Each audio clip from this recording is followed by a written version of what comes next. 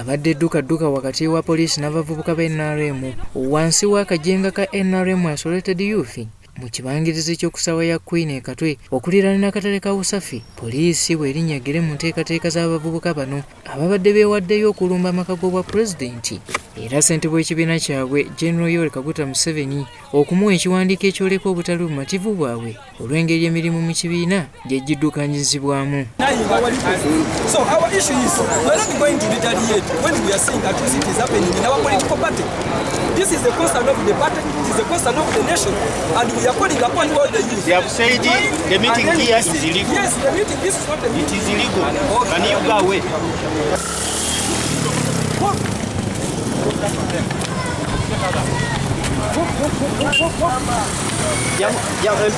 Poliisi egamba abavubuka bano bakubye olukuŋŋaana olutabadde mu mateeka era ebalagidde baamuke ekifo kino wabula olw'okuwalaza empaka ejjeeyo n'eryanyi.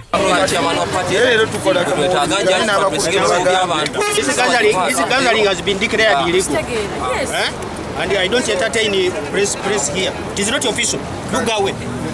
Look away. It is not official. Wakati mu kanyoolagano kano abakulira abavubuka bano bagombeddwamu obwala era ne bateekebwa ku kabangali eya poliisi yogayoga nga bali ku poliisi y'e Katwe. Abavubuka bano balaze obutali bumativu eri poliisi olw'okubakugira okukozesa eddembe lyabwe.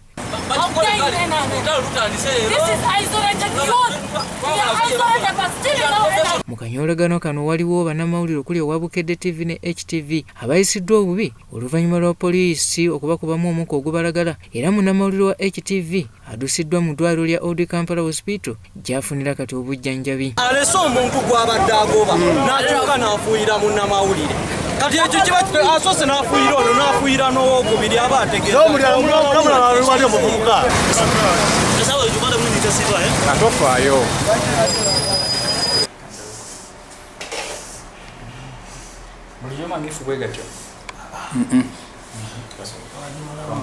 Ivan Juko yakukuŋŋaanyiriza bino byonna.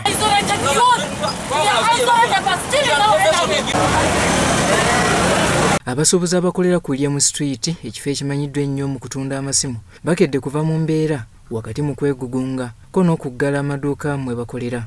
Entabwe ye poliisi mu bikwekweto ebitali bimu byezzeekola mu kibuga Kampala mu bbanga erya ssabbiiti 2 eziyise ng'ebowa ebintu byabwe byeteebereza okubeera nga bibbe ne bisuubuzibwa bannaabwe okumala gakwatibwa.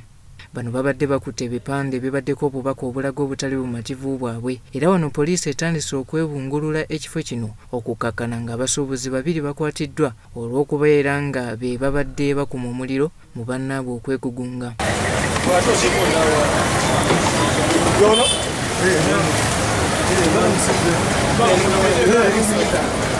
Olukwatiddwa batwaliddwa ku poliisi ya Wilson wakati mu kulajjanira gavumenti n'omukulembeze w'eggwanga okulaba nga bayingira mu nsonga zaabwe wabula oluvannyuma bateereddwa ku kabangali ya poliisi ne bongezebwayo ku poliisi eya CPS ekintu ekyongedde emirimu mu kibuga okusannyalala.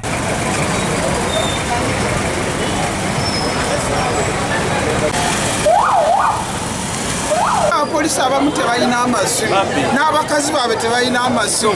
Osobola otya okubeesiga okuyoola amasimu ensawo n'amasimu ate n'ensonga tekwata bannakampala bokka ekwata n'ab'embaale ab'essoki ab'eggulu abaaluwa wakati kasire tugira bakuvayo kutulwanirako kasire somene kumala kuba bakaluddawa oba bakolagana n'abapoliisi tumanyi.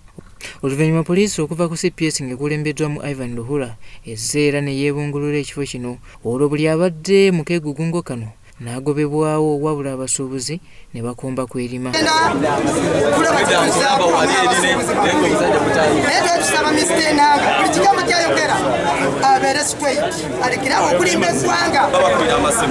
Kati waliwo lipooti yafulumye waliwo abasirikale abandi batunda amasimu.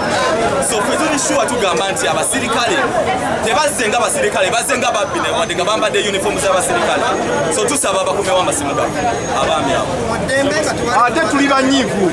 Wabula waliwo abayindi abakolera ku kizimbe kye kimu ababadde beeremye okuggalawo amaduuka gaabwe era wano abasuubuzi babakyomedde.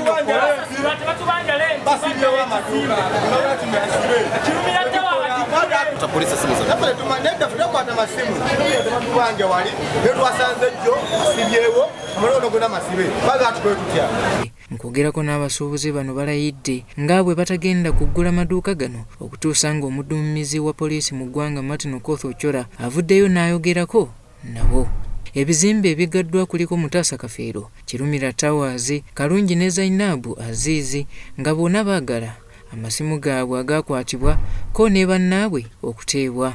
Oluvannyuma abakulembeze b'abasuubuzi bano boogeddeko eri bannamawulire ne basaba omwogezi wa poliisi mu ggwanga Fred Enanga okwatagana nabo okusobola okulaba nga bakwata amasimu amabbe. Ripoti yafulumye waliwo abasirikale abandi batonda amasimu.